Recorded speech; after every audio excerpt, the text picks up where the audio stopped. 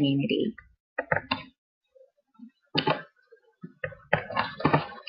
My name is Sanjana and I will be your host for this webinar. Just a bit about myself. I currently work as an inclusion facilitator for the School Age Years program, but my background is in psychology and I've previously provided intensive behavioural support for children with a disability. That's a bit about myself. Let's get started. To begin the webinar, I would like to introduce you to the School Age Years Inclusion Program, or otherwise known as the SAY program, and explain what we do to support young people with disabilities. So the School Age Years program aims to support children and young people to be included and participate in mainstream community activities. These can include the school environment, a recreational group, such as an art class or a dance class, a sporting group. It could be requiring support within the shopping centre, their local library, and we can also support with personal safety. The School Age Years program also supports children and young people during different key transition points. These key transition points can include transition to and participation at primary and high school. It may include life after school, such as a day program or transition to work. It may also involve support during developmental changes, such as during puberty or adolescence. We can also support families to establish important relationships and connections, such as, for instance, we may help a young person work together with their mother or father to achieve their individual hopes and dreams.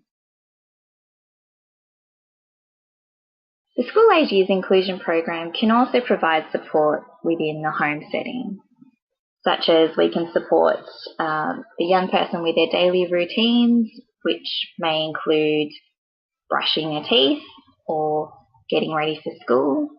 We can also help with communication, life skills, such as tying your shoelace or making the bed. For others, life skills may include the ability to problem solve or to be organised. We support with play skills, household activities, and establishing positive interaction. I'll now move on to explaining an example of how the School Age Years program can support a young person to participate in their local community. So here is some information about a young man, Luke, who has been receiving support from the School Age Years program. So Luke is a bubbly young man who's 12 years of age. He's very sociable and loves to talk to everyone around him. He uses total communication to communicate with others, and that involves verbal language, signs. He uses some sounds. He often actions about what he wants, and most of the time he uses an alternative communication device. So that could include a Nova chat device or a touch chat that some of you may have heard before. He does love to listen to Bollywood songs and he often dances to the music. He is quite independent in all areas but requires assistance to stay within a group when in the community. Luke has some difficulty staying focused on a task and following directions from others. So what the School Age Years program has done is support Luke to participate in an art and craft school holiday program at his local Bunnings store. For this family, the primary goal was to engage Luke in a community activity over the school holidays. Often Luke would stay at home and the family found it difficult to take him out to their local setting. And this is because Luke would often want to explore his surroundings on his own, and he wouldn't necessarily follow through with directions from his parents. and instead of focusing on the task at hand, he would often become distracted. So, what did we do? Basically, Luke's mother had come across an art and craft school holiday program that was advertised at their local Bunnings store. There were several different activities that were running at the Bunnings store for children during the school holiday period, and what we did was go online. We looked at the different activities that they were running and advertised, and together the facilitator, which in this case was myself for the family, we registered for some of the activities that Luke's mother and I identified that Luke enjoys doing. So these activities included plaster art, sand art, and painting. There were other activities such as gardening and making a pot, but these were the three that we thought were the most desirable for Luke. So how did we go about doing this? Initially, Luke's mother had just verbally communicated to Luke about the art activities at Bunnings.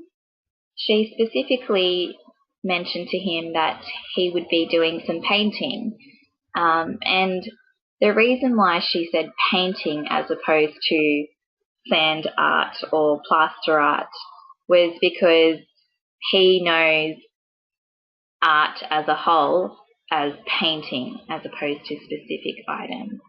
So that was really important because it was very simple for him to understand.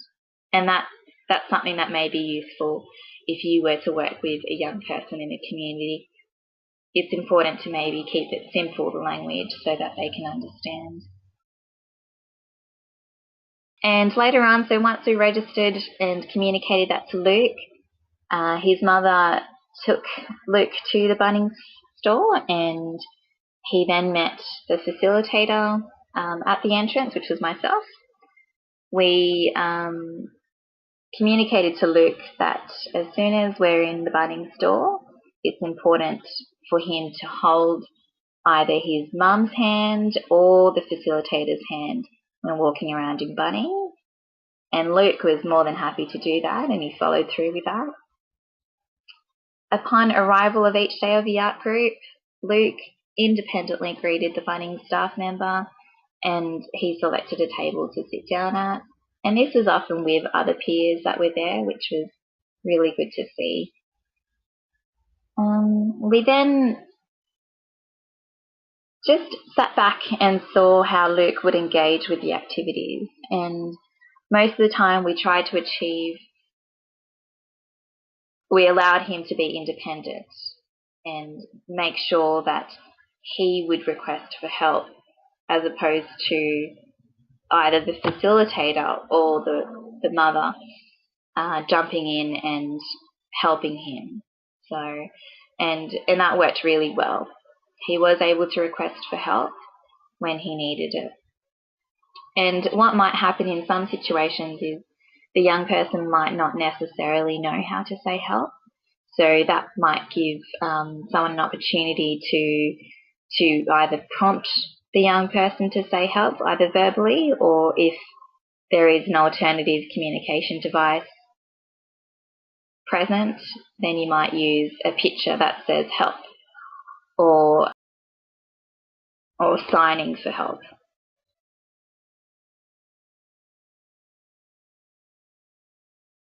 Here are some effective support strategies that were used to support Luke during this art and craft activity. The first one is providing choices in a visual format. So what that means is that when Luke had to do some painting, the Bunnings staff member often just asked Luke verbally, which colour would you like, without actually showing Luke the coloured paint. So for example, the staff member mentioned, Luke, would you like a blue paint or yellow paint or red paint or green paint? And Luke wouldn't respond. It was quite difficult for him.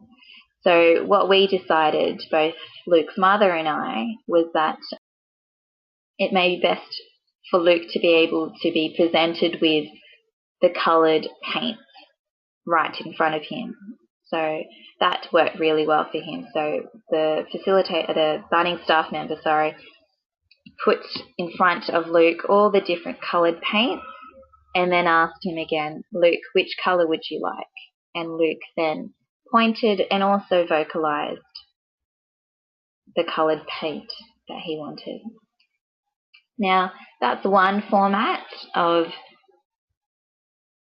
presenting choices. You can also use something like a choice board, which is just the visuals on the right there, where you can see the two balls. So you might be in a situation where there might be an activity with different coloured balls, and you can present a blue ball and a yellow ball, and the young person might need to then just point or might exchange that coloured ball with the support person. And next to it is the same kind of concept with, but you've just got a larger field there, which you might have red, yellow, and you might have two other colours down the bottom, and the young person can then choose which colour they want again. Presenting a choice board might be helpful when in situations where a child needs to make a choice and it's not so easy to do so when presented verbally, and a visual presentation might assist with that. Hand-over-hand support was also quite effective with supporting Luke with this art and craft activity at Bunnings. So while painting, Luke needed some support to hold his paintbrush correctly, and the way in which we supported him was we initially modelled the correct way of holding to Luke, but Luke still had a bit of difficulty following that. So what we then did was we thought we'd use a hand-over-hand prompt to gently guide him through the up and down strokes of painting. And as he corrected himself, we made sure that we faded out our hand-over-hand prompt. Positive reinforcement was also quite effective, and the way in which we did this was basically after every successful attempt made by Luke to complete an art task, his mother and myself praised Luke for the good work that he was doing, and we used quite descriptive praise, such as good painting, Luke, and nice sitting. So the good painting and sitting of those praises was really the descriptive component, where it allows Luke to understand the good behaviours that he's doing. And that's also quite important when teaching children to become successful at an activity is if they know the praise that's going towards the good behaviour, they're more likely to continue that specific behaviour that you've praised them for. We also used high fives, which Luke thoroughly enjoys, and he's also more willing to give high fives to anyone around him.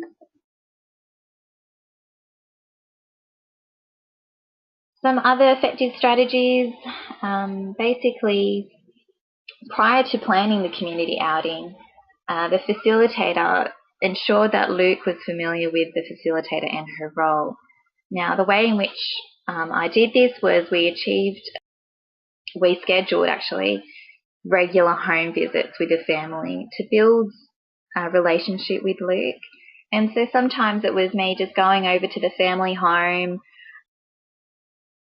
involving myself in some of the activities that he really enjoys to do. So he likes to play video games, which I sat down and played with him. He loves to work on his NovaChat device, which is his alternative communication device, and he loves to show me all his different photos on that. We also made paper aeroplanes, and we played together with that. So all of that was really building a relationship with Luke. So he became very familiar with who I was and what my role was with him. Another effective strategy was repetition of the event, which was going to Bunnings for the different art classes. The way in which the repetition worked was that we had scheduled all the art classes 1 to 2 days apart from each other, as opposed to registering for activities that were a few days or weeks apart. This was important as Luke realised that the next day was going to be very similar to the first day. He knew exactly what the routine was. He would go into the car, meet the facilitator at Bunnings, head off to the area of where the art was being held, and complete a activity. And another important strategy was we ensured that we worked towards an activity that supported Luke's strengths and interests. So the plaster art, painting, and stand up all involved Luke being part of an art activity which he's had lots of experience with in the past.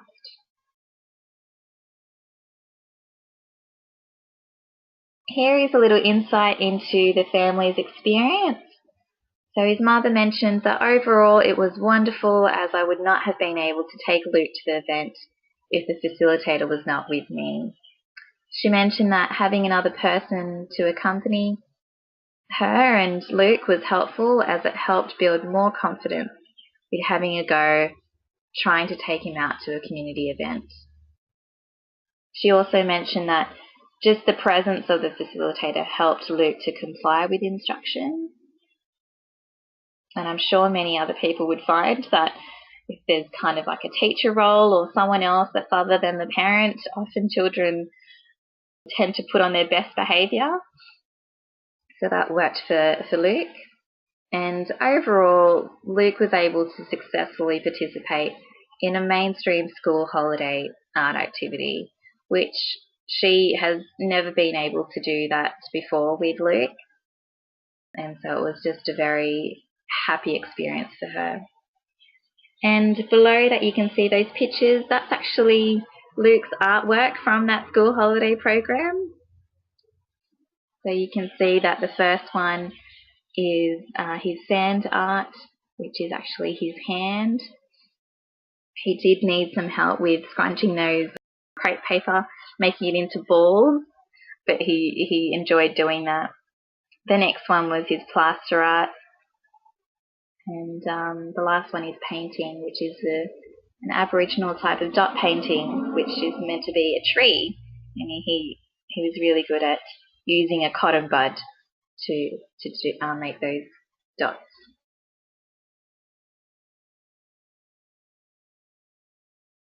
In all situations in life, there are challenges, and some of the challenges here was there was an initial risk that Luke may run off in the aisles at Bunnings, given the enormity of the centre and the many distractions.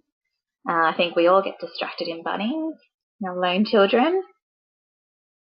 So one example was that Luke did become distracted at the play area at Bunnings, and on one occasion he did run off to that play area after completing an art activity.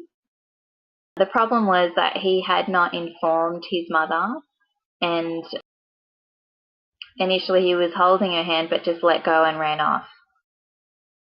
So what we did, we knew he was going to the play area, so we kind of just let him go there as opposed to making a big deal and bolting after him and screaming at the other side of the store.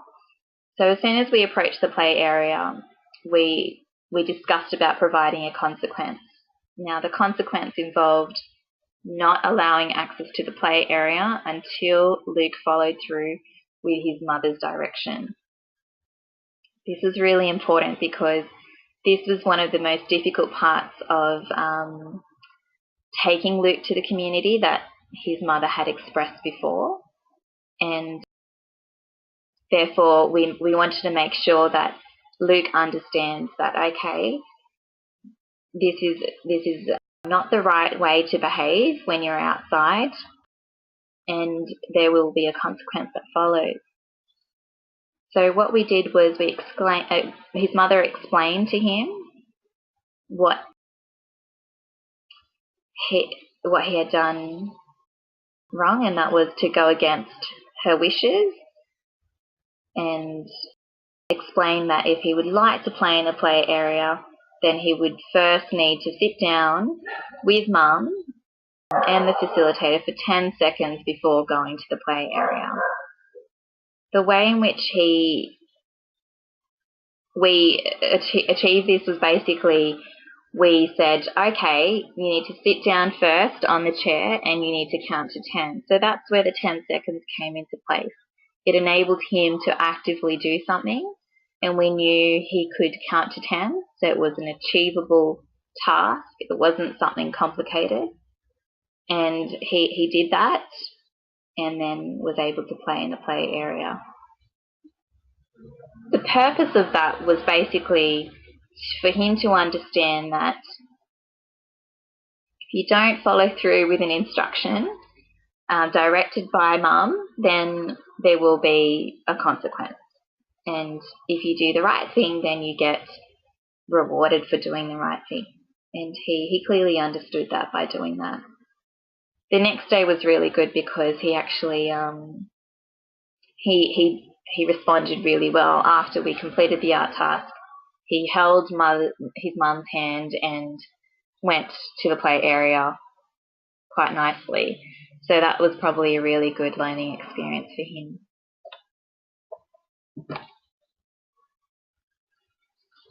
Once we finished the activity, after the 3 days, his mother and I reflected on reflected on the whole experience and discussed maybe what are some things we could do better next time.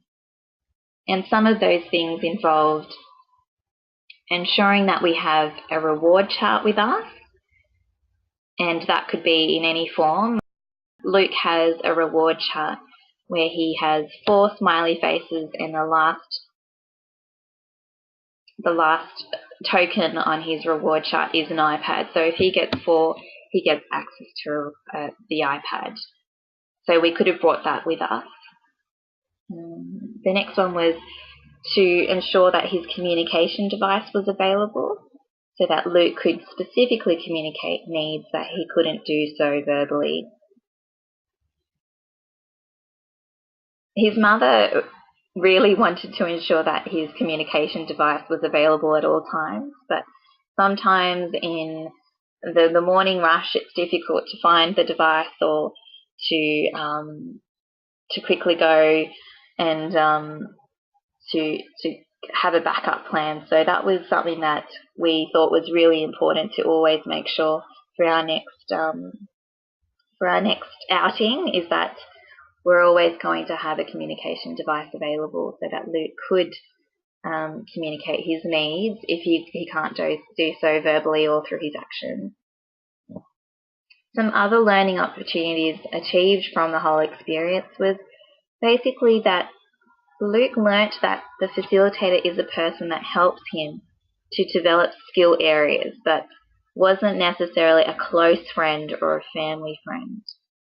I say that in this presentation is because initially, the first day of the Bunnings experience, Luke thought that the facilitator needed to travel with him to Bunnings and back home on all occasions, and we wanted him to understand that no, the facilitator is not a best friend or part of the family, and that the facilitator has her own car and cannot travel with Luke.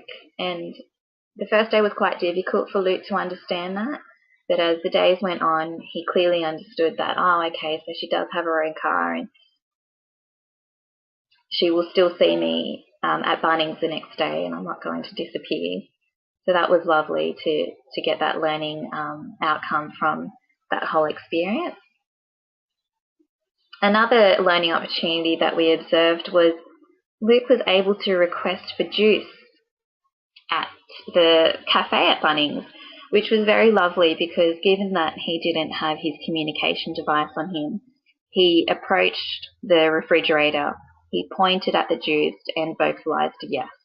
So that was really, really lovely to see that he was still able to communicate his needs in a complete novel setting, which is great to see.